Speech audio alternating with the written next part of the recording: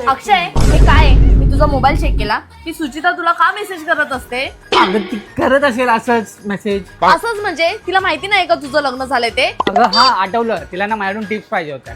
Tips?